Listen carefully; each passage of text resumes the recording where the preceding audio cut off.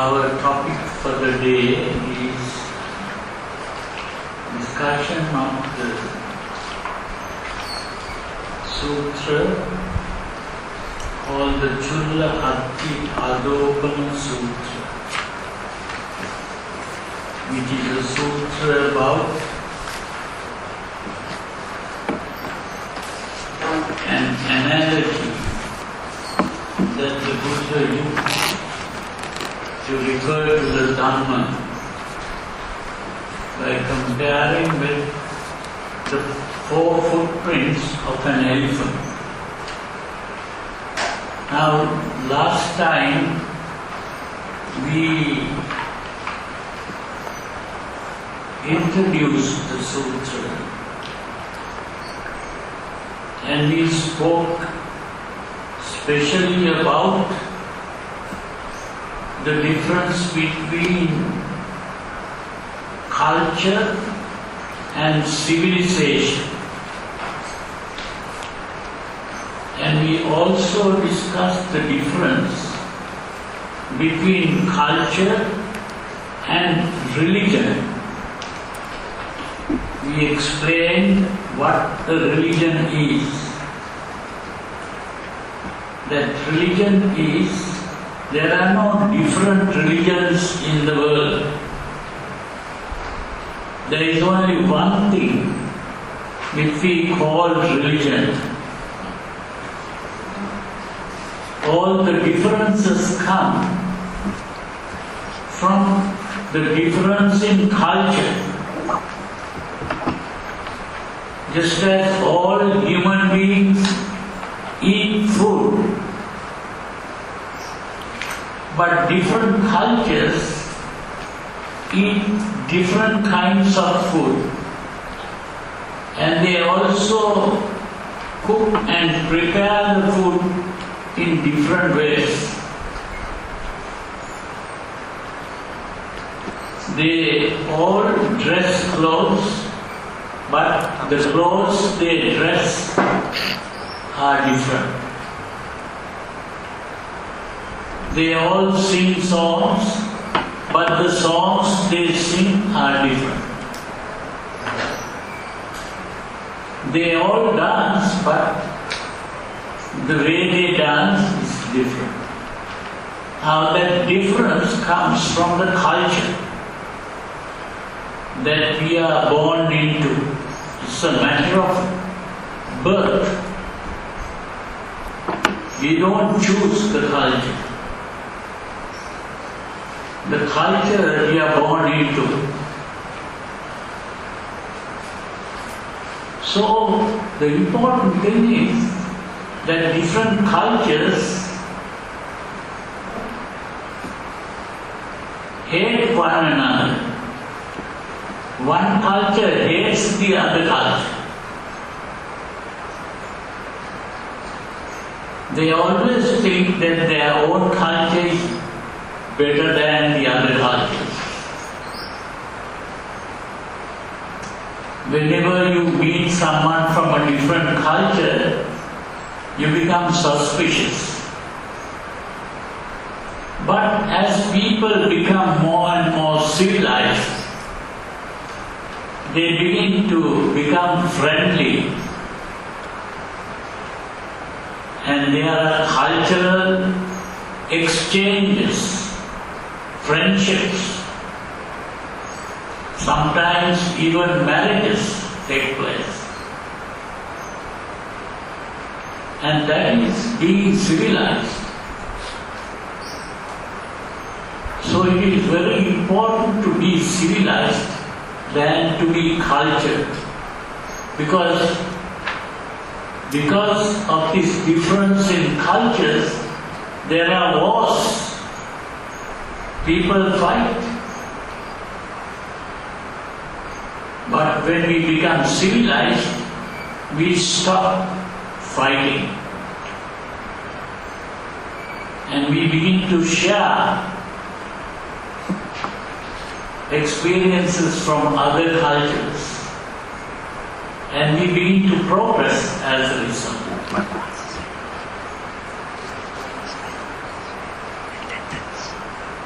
So, today we are going to talk about the sutra mainly, and I thought the best thing is to start reading the sutra. The sutra has been printed and given to you, the translation, and I don't know how many of you really read the sutra. So I will just read the sutra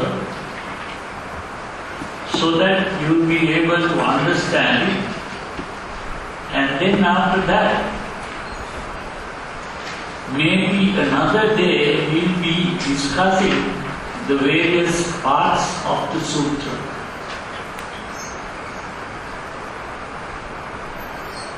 So the sutra begins in this way. Thus have I heard.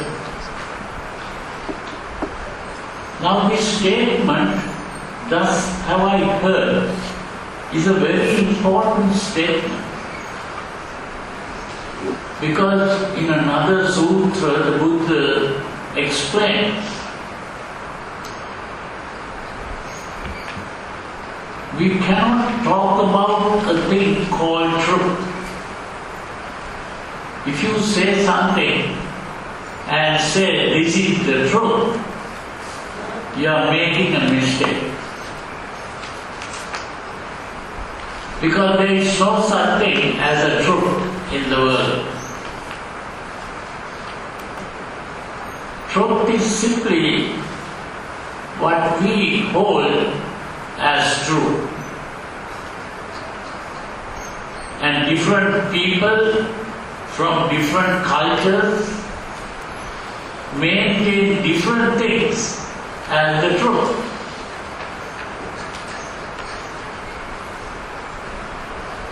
So there cannot be a universal truth. So instead of saying truth, if you say, this is what I read in the papers, or this is what I read in a book, or if you say, this is what I think, or you can say, this is what I heard, that is a true statement. So this is why the sutra begins, thus have I heard. It doesn't say this is the truth. It says this is what I heard. That's the important thing to understand here. And now, it starts as a story. On one occasion, the Blessed One was living at Savatthi in Jeta's Grove, Anathapindika's park.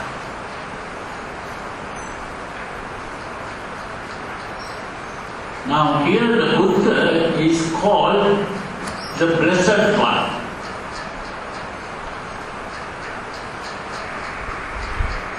Because that is the only way we can speak of the Buddha. He is blessed with all that is good and true and of use. Now on that occasion, the Brahmin Janasoni was driving out of Savatthi. In the middle of the day, in an all-white chariot drawn by white men, this Brahmin, the word Brahmin means there are two kinds of religious men in India. One is a Brahmin and the other is called a Samana. Samana and Brahmana. Brahmana refers to a priest. A priest is a person who conducts ceremonies in a church and is supposed to be a go-between between God and man.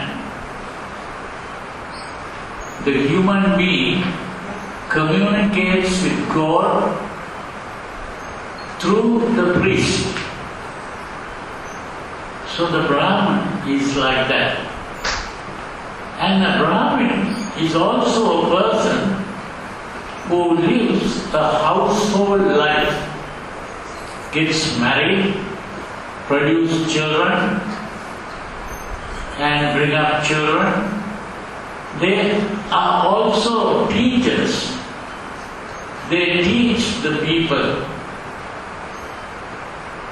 the language as well as the philosophy and various things. That is what a Brahmin is. But a Samana is a different person. The Samana is not so much of a teacher, but a person who practices the teachings. He is a person who renounces the worldly life and begins to meditate and purify the mind. The Samana doesn't get married, doesn't produce children, doesn't have a house to live in. It's not a household life.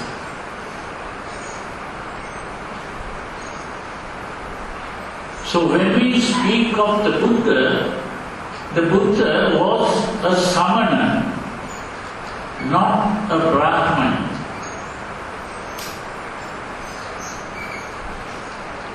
That is very important to understand. There are some people who try to say that Buddhism arose from Brahmanism or Hinduism, which is not true. Buddha was a free thinker. He was like a scientist who wants to arrive at the truth about life. Not to believe in dogmas.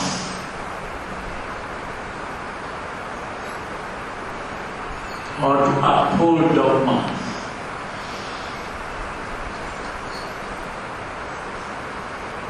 So, when we speak of the Buddha, we speak of the Buddha as Samana Gautama. Samana means an independent thinker and not following any tradition.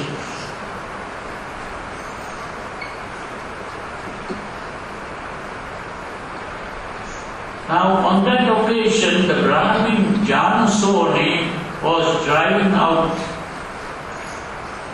of Savatthi in the middle of the day in an all-white chariot drawn by white men.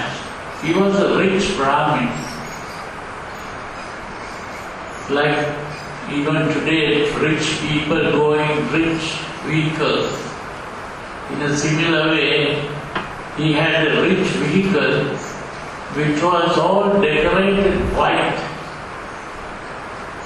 And those days they didn't have motor cars, but they had chariots drawn by horses. Now the horses were all white colored horses, and the chariot is also white. So it was a special kind of chariot because he was a rich man, and he was going on the middle of the day, he was going somewhere. And as he was going, he met another Brahmin who was walking. He was not going on a chariot, he was walking. But he was also a well-known person. He saw the wanderer, Vilotika, coming in the distance and asked him, "Now where is Master Vachayana coming from in the middle of the day?" So he asked this person who was walking. So he answers, "Sir, I am coming from the presence of the recluse Gautama." Here the word recluse is not correct. That's a bad translation of the word samana. The word was samana Gautama. Samana doesn't mean recluse. Recluse is a person who lives alone, a hermit. Samana, the best translation would be a word like saint.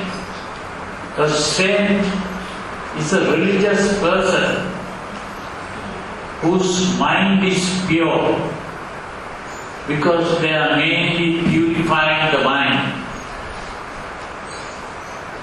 So they are devoted to purification of the mind. So he should say, "Sir, I am coming from the presence of the celebrated Saint Gautama." What does Master Vachayana think of this Saint Gautama's lucidity of wisdom? He is wise, is he not? Yes. "Sir, who am I to know the Saint Gautama's lucidity of wisdom? One would surely have to be his equal to know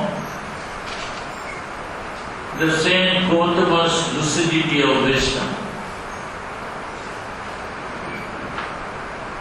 Master Vachayana praises the Saint Gautama with high praise indeed. Master Vachayana, "Oh, sir, who am I to praise the Saint Gautama? The Saint Gautama is praised by the press as best among gods and humans," he said. But that word God is also a bad translation there. It's not God. It should be a celestial being.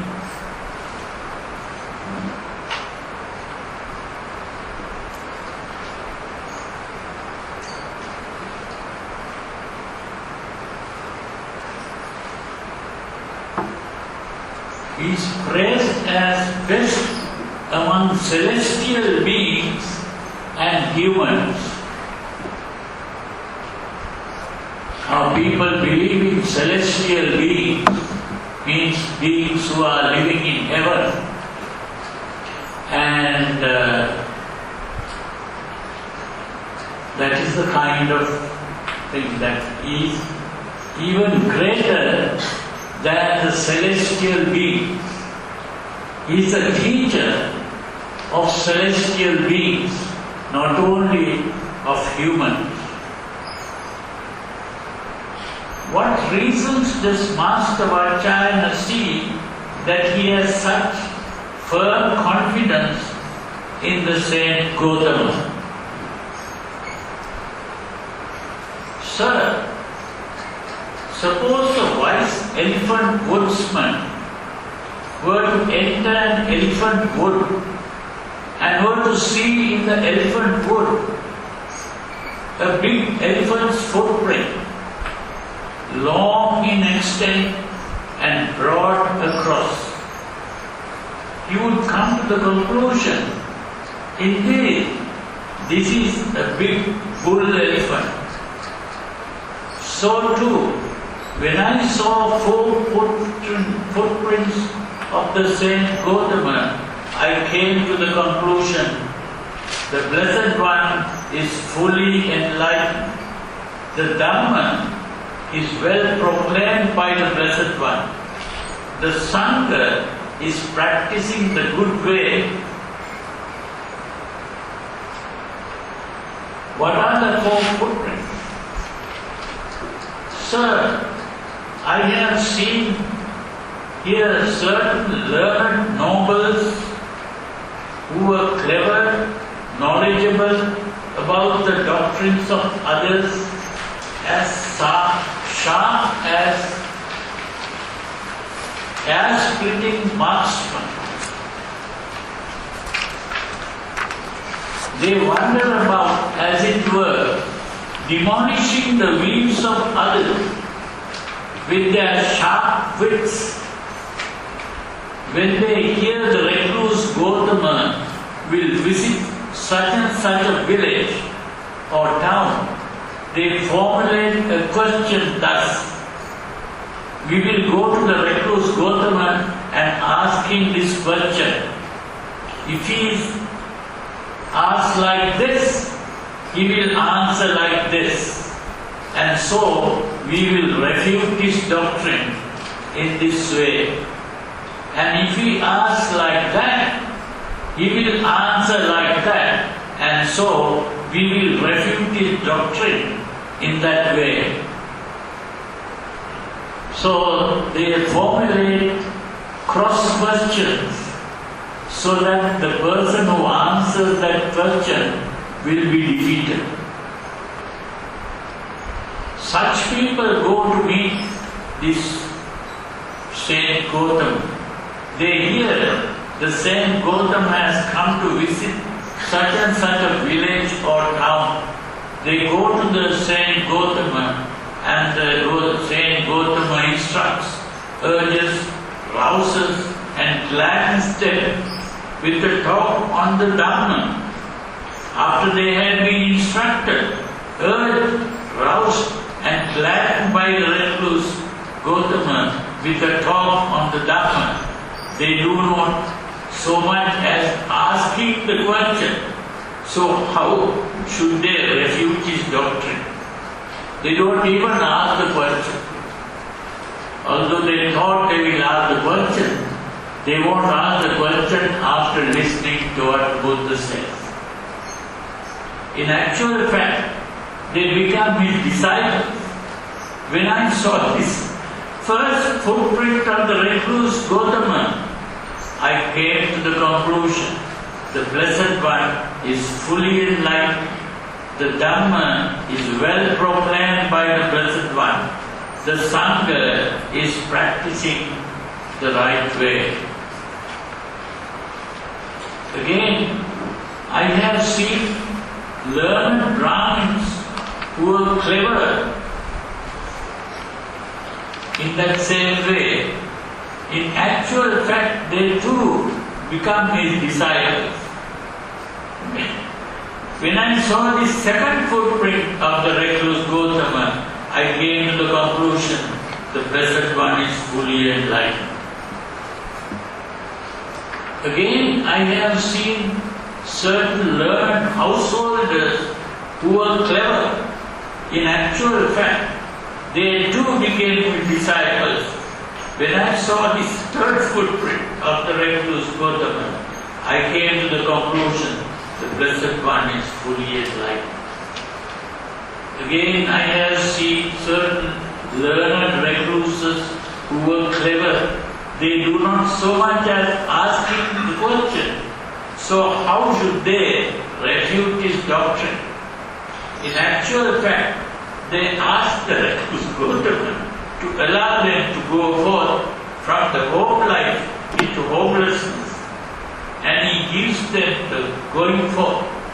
Not long after they have gone forth, dwelling alone, withdrawn, diligent, ardent and resolute, by realizing for themselves with direct knowledge, they here and now enter upon and abide in that supreme goal of the holy life, for the sake of which clansmen rightly go forth, the home life into homelessness. They say thus, we were very nearly lost. We very nearly perished. For formerly, we claimed that we were recluses, though we were not really recluses. We claimed that we were Brahmins, though we were not really Brahmins. We claimed that we were Aranas, though we were not really Aranas. But now we are recluses. Now we are Brahmins. Now we are Aranas. When I saw this footprint of the recluse Gautama, I came to the conclusion the Blessed One is fully enlightened. When I saw these footprints of the recluse Gautama, I came to the conclusion the Blessed One is fully enlightened. The Dhamma is well proclaimed by the Blessed One. The Sangha is practicing the right way.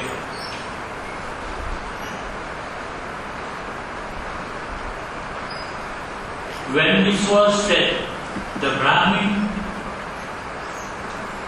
Janasoni got down from his old white chariot, drawn by white mares, and arranging his upper robe on one shoulder, he extended his hand in reverential salutation towards the Blessed One and uttered his exclamation 3 times. Honor to the Blessed One, accomplished and fully enlightened. Honor to the Blessed One, accomplished and fully enlightened.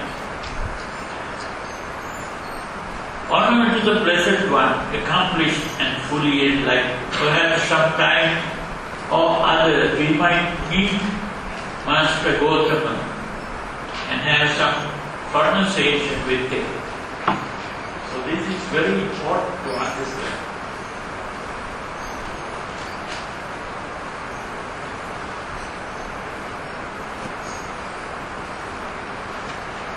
How the Brahmin Janasoni was impressed. Then the Brahmin Janasoni went to the Blessed One and exchanged greetings with him. When his courteous and amicable talk was finished, he sat down at one side and related to the Blessed One his entire conversation with the wanderer Lodika. Thereupon the Blessed One told him, at this point, Brahmin, the simile of the elephant's footprint has not yet been completed in detail. As to how it is completed in detail, listen and attend carefully to what I shall say. Yes, sir, the Brahmin Janasoni replied. The Blessed One said this.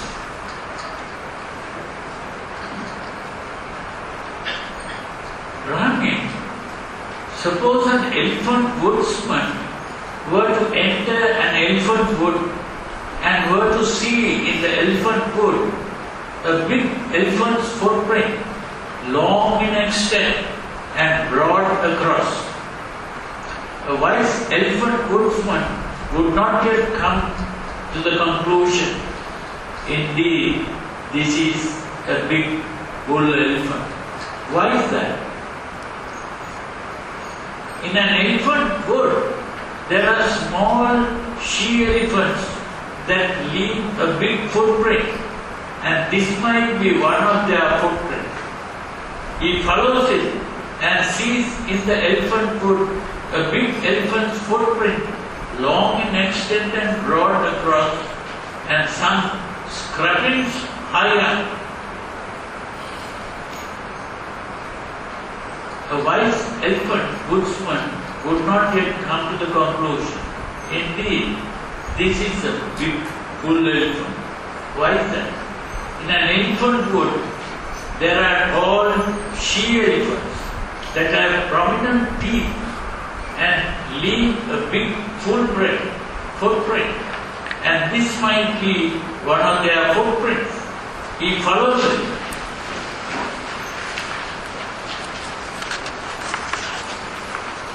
Further, and sees in the elephant wood a big elephant's footprint, long in extent and broad across, and some scrapings high up, and marks made by tusks.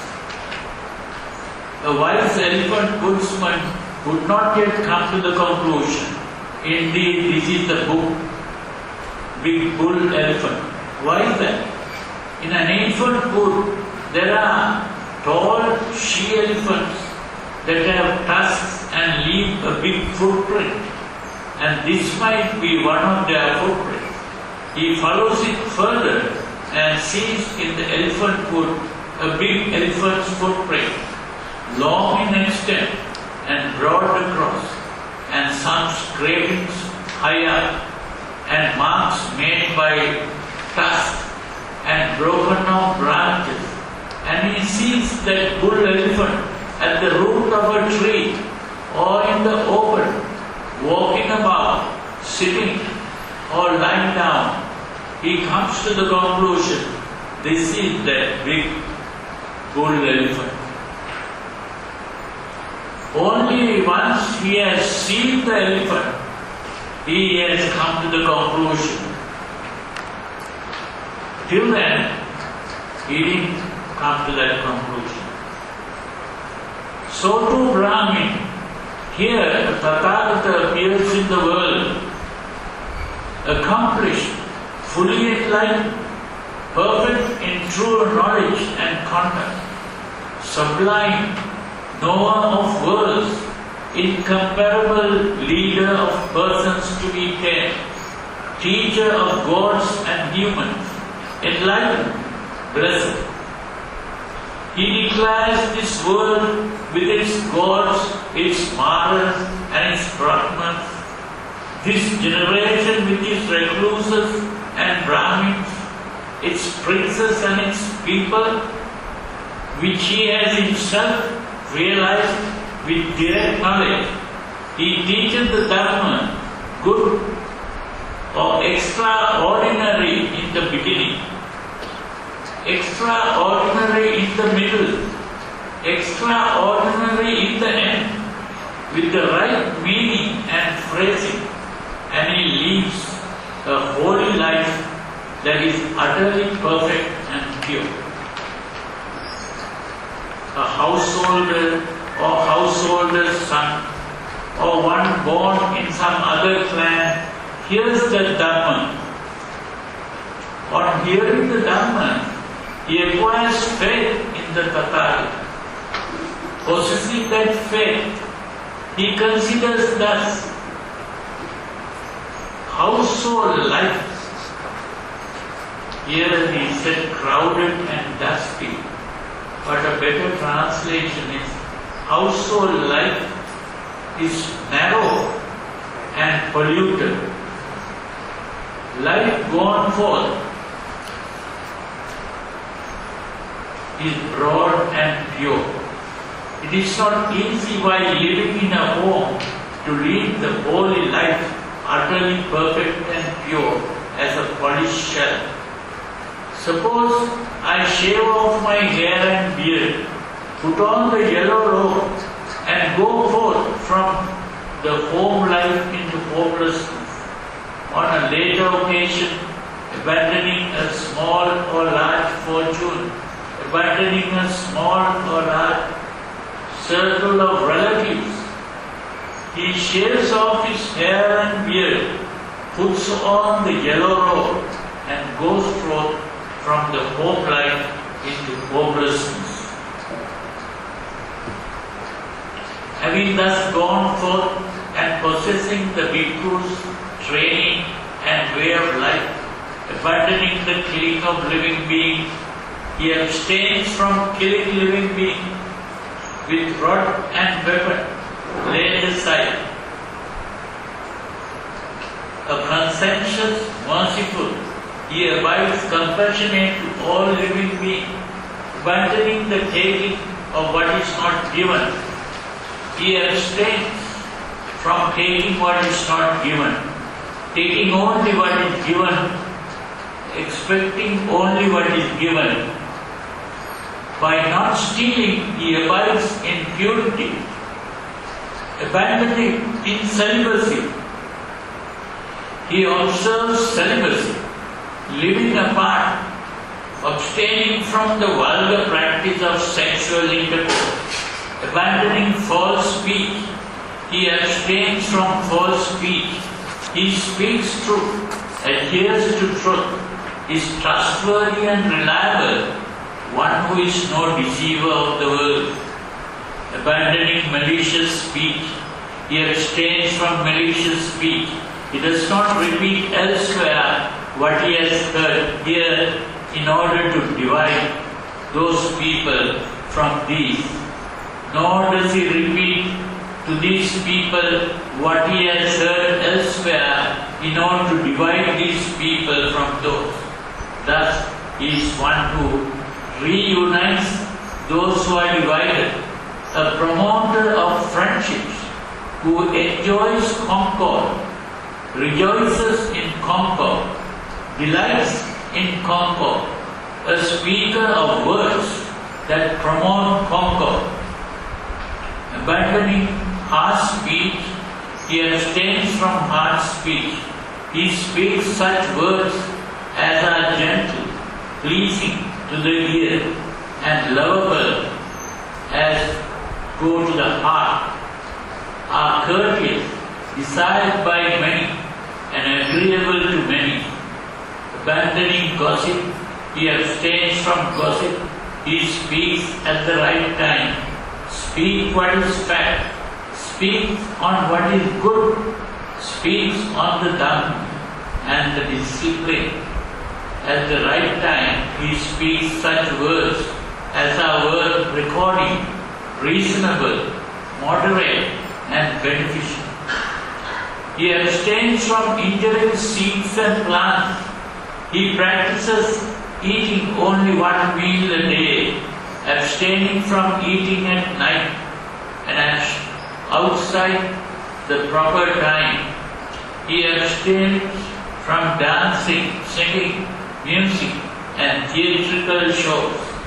He abstains from wearing garlands, smartening himself with scent, and embellishing himself with unguents. He abstains from high and large couches. He abstains from accepting gold and silver. He abstains from accepting raw grain. He abstains from accepting raw meat. He abstains from expecting women and girls. He abstains from expecting men and women slaves. He abstains from accepting goats and sheep. He abstains from accepting fowl and pigs. He abstains from accepting elephants, cattle, horses, and men. He abstains from accepting fields and land. He abstains from going on errands and running messages. He abstains from buying and selling. He abstains from false weights, false metals, and false measures. He abstains from accepting bribes, deceiving, defrauding, and trickery. He abstains from wounding, murdering, binding, branded, plundered and violent.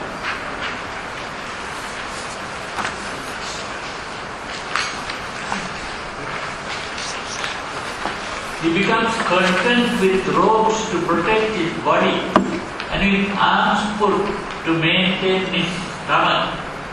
And wherever he goes, he sets out taking only these with him.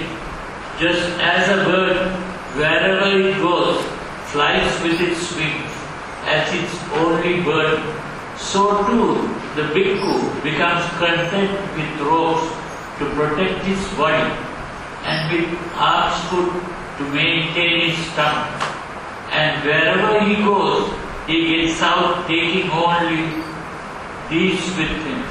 Possessing this aggregate of noble virtue, he experiences within himself a bliss, the bliss of blamelessness. That is a kind of happiness that he derives by not feeling guilty about anything. The absence of guilt, that is the happiness of blamelessness.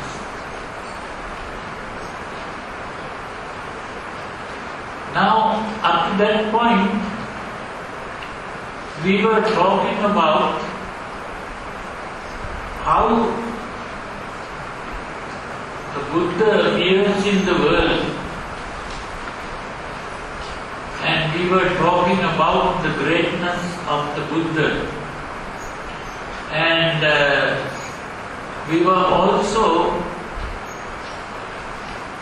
talking about what the Buddha explained to the world, that is about the world itself. Now the world that we know is limited to our perception. But here the Buddha is able to perceive many things that normal people don't perceive. And so he was able to explain the world, the structure of the world. And when we study what the Buddha has been talking about the world, we begin to understand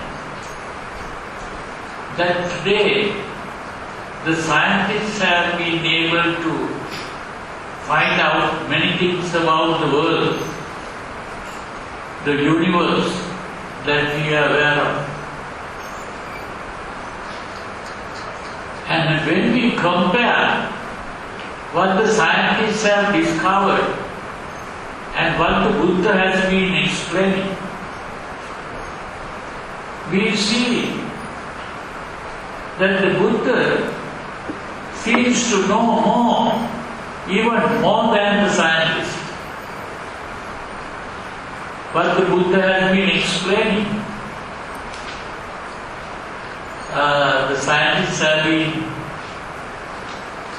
explaining also. But there are some things that the Buddha explains which the scientists have not explained. And they are still struggling to find out what it is all about. Like today they talk about a thing called the Big Bang Theory. Now the Buddha has been talking about this. And he has even explained beyond what the modern scientists have been talking about. Now all these things we have been discussing earlier when we were talking about Buddhism as a religion. We explained these things. So I don't have to go into great detail about that. But the important thing is that the Buddha knew these things. And how a Buddha can come to know these things is a wonderful thing. And we'll be discussing some of those things as we go along. But the important thing is that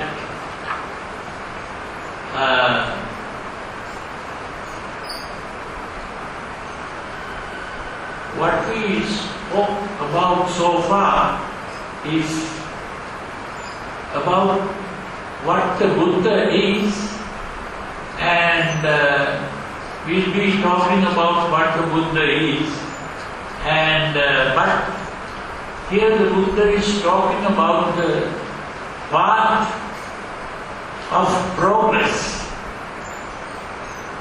in a human being,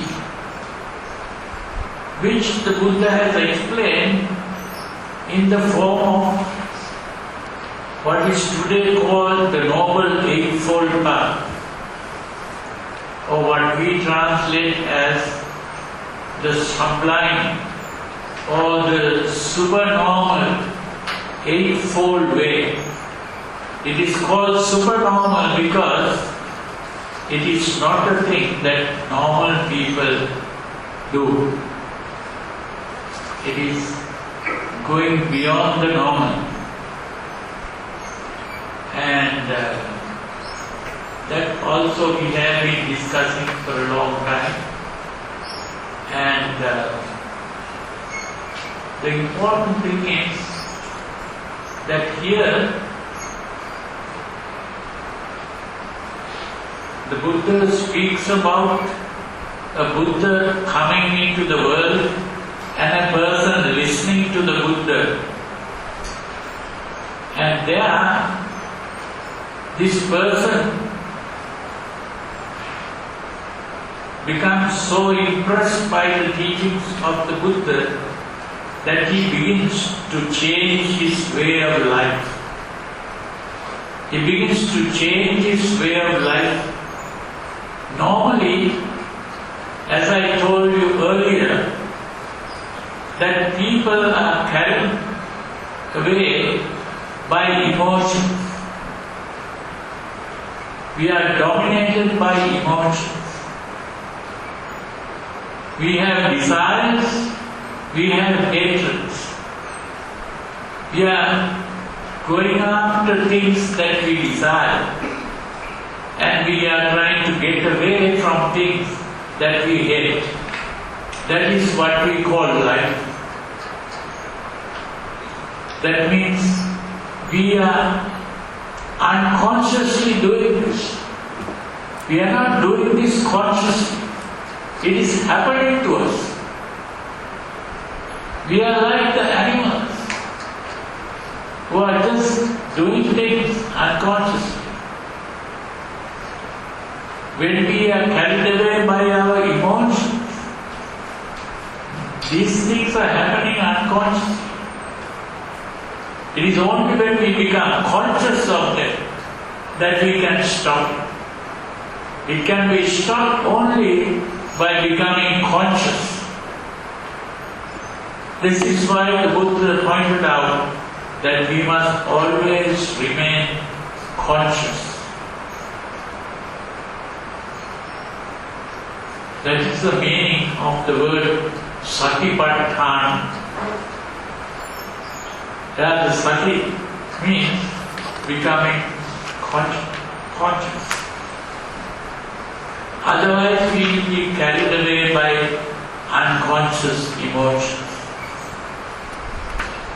Now, once the person has understood the teachings of the Buddha, he begins to change his way of life, and that is, begins to become conscious and begins to live consciously.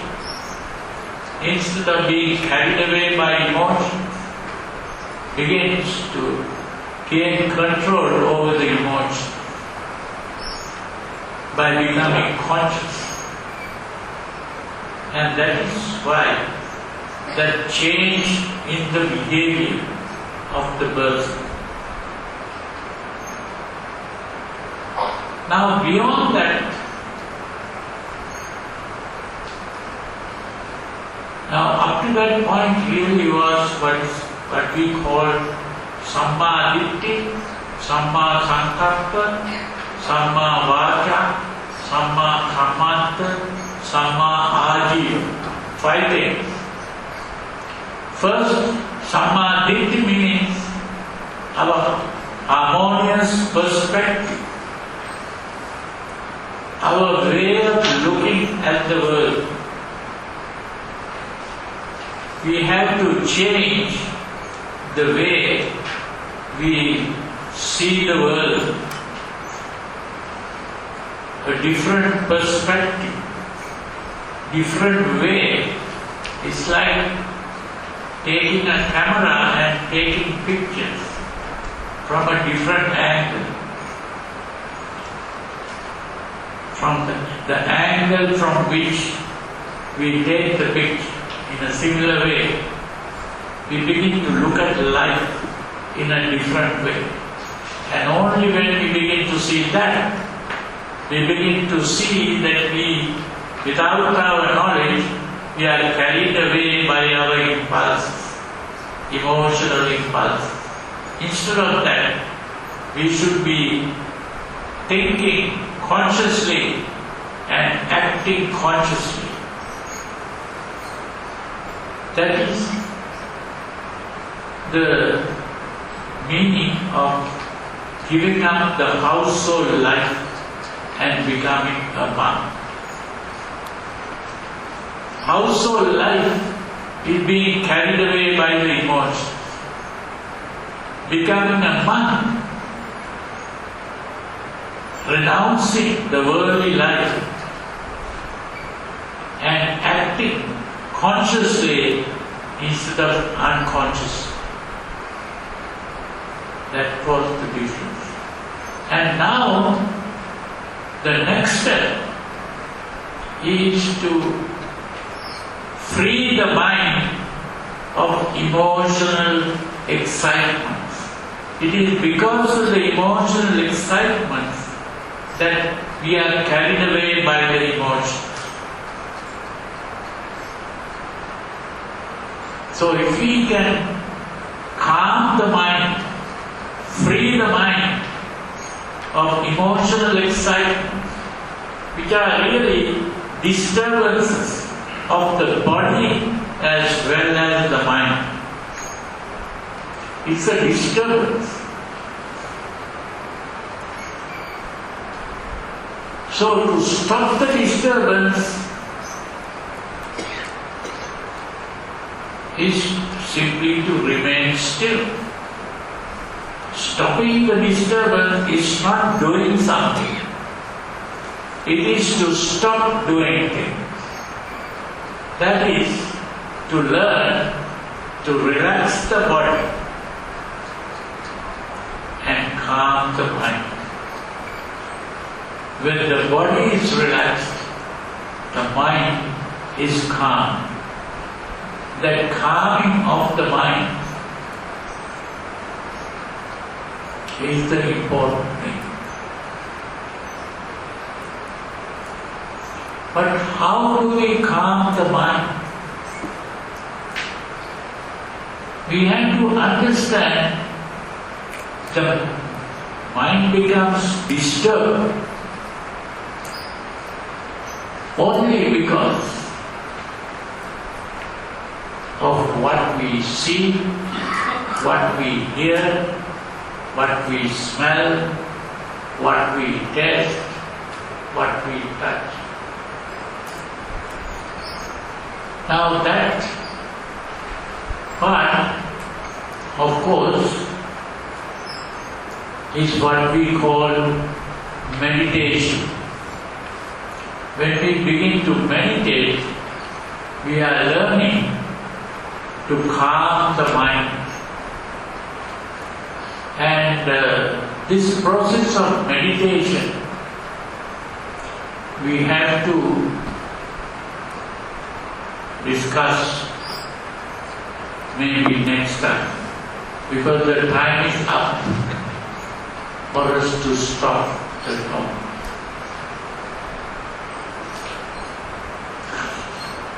So what we have to do is, up to this point,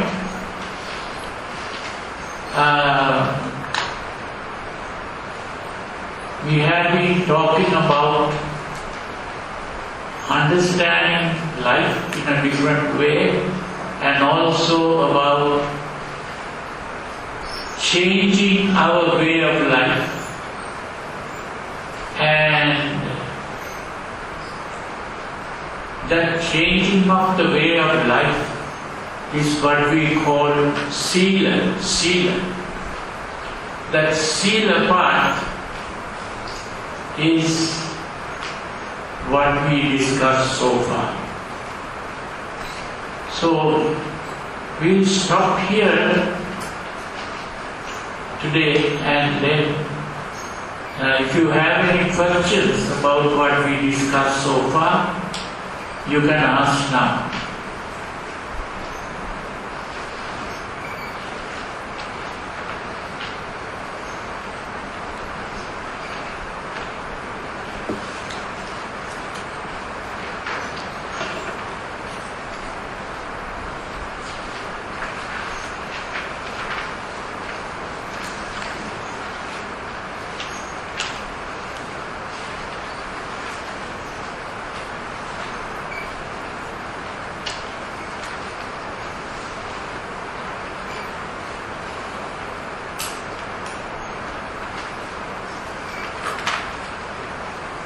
I think you should, when you go home, you should read the rest of the sutra, so that next time when we read the sutra, we'll begin to talk about what is called meditation.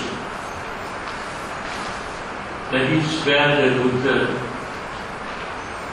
begins to really show what are the real footprints of a Buddha. And you begin to purify the mind.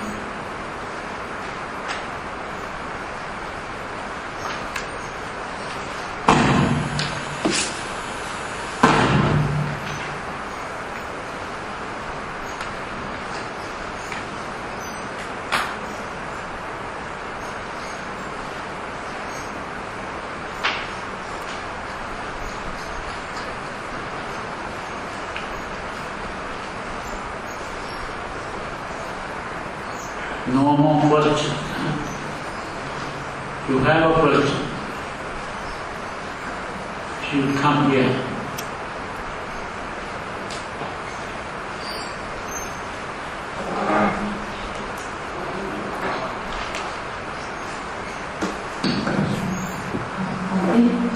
Early on you mentioned that all religions are the same. Can you speak slowly so that I can hear what you are saying? You mentioned earlier that all religions are the same. The only difference is a culture. Yeah.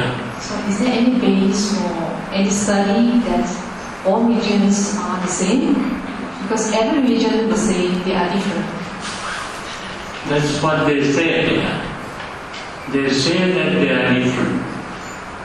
But the important thing is, if we examine what they are doing, they are all doing the same thing. There are really 4 levels in the practice of religion. The first level is what is called the devotional level. That means you may pray to the gods, you may give gifts to the gods, make sacrifices to the gods, you may bow down and worship the gods. All these are devotional exercises. That is the first part. The second is they begin to discipline themselves. That is, they think of what are called good deeds and bad deeds.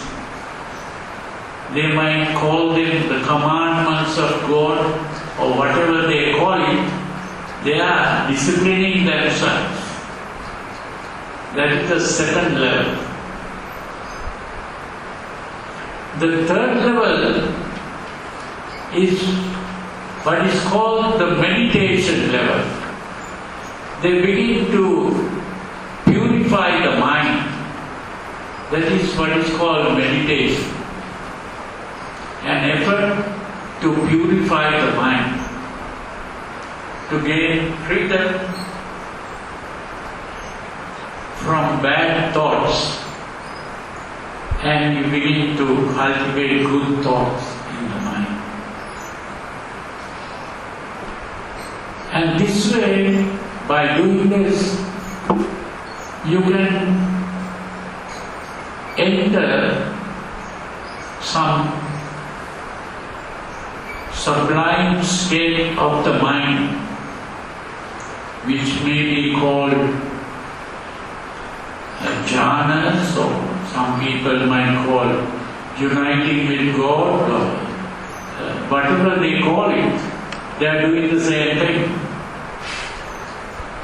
So, and of course, the fourth level is what is called the enlightenment level, which is greatly described only in Buddhism. In other religions, the enlightenment part is not fully described. They do describe it to some extent, but not fully. So, in all religions, they are doing the same thing, but they call it by different names and different stories they have to explain these things. That's why we have to understand that all religions are trying to do the same thing, which is to make people good, not to make people bad. They are mainly trying to make people good, but at the same time, religion is a solution to a problem. The problem is what I call the problem of existence, which is the insecurity of life. We are all in fear. We are in fear because we can die at any moment. Every person who is born has to die, whether they like it or not. And no one likes to die. Everyone wants to live. But still, we may die at any moment. That means it is like a sword hanging above our head all the time, which can drop at any moment. We cannot predict when we are going to die. That is the insecurity of life. And it is because of this insecurity of life that people want religion. They even want, so this is why I said last time that out of all the animals, the human animal, the baby of the human animal lives weak for many years. And when the child is in trouble, the child runs to the mother or the father for help. That is because of the insecurity of life. And then, when this child grows up and becomes an adult, what happens? that child cannot run to the mother or father anymore. That person begins to realize that the father and mother are as helpless as themselves. Now where can they run? When they are in trouble, they run into a dream world where there are gods to protect them.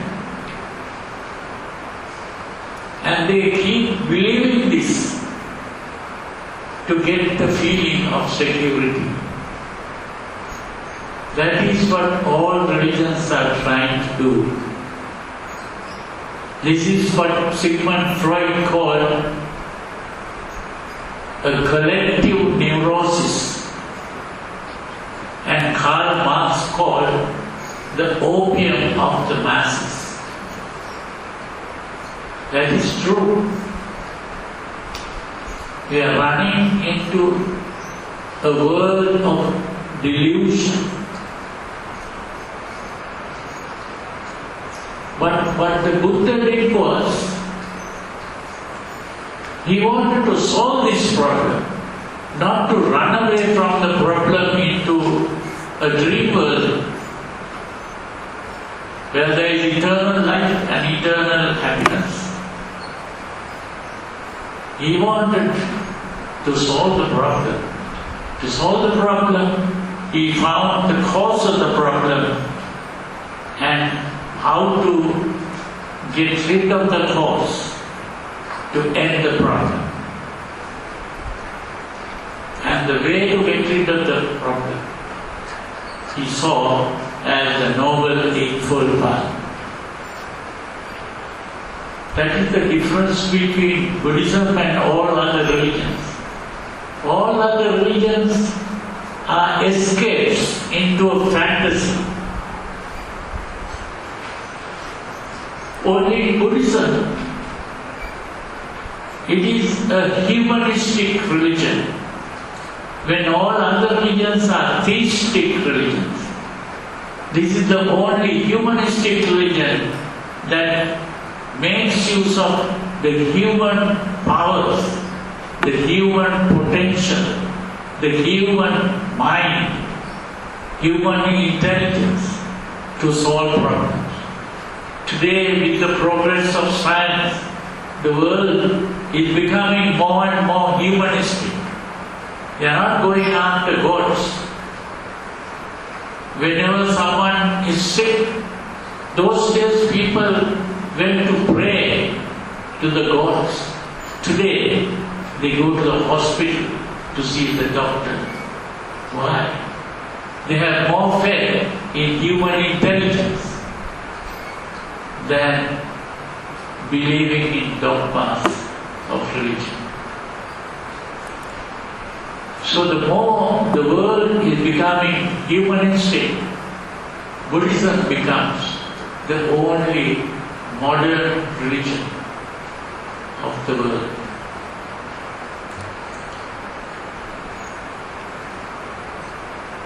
But Buddhism doesn't mean it is a different religion. It is a religion that all people are practicing. Only thing is, it is going beyond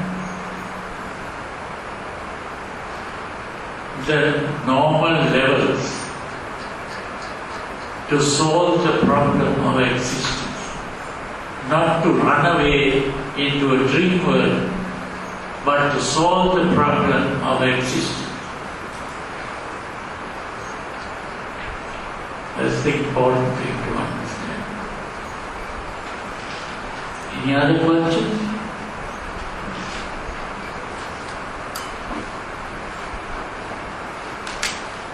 So if there are no more questions, we bring this to an end. And so, as usual, we share our merits with all the departed relatives and all these by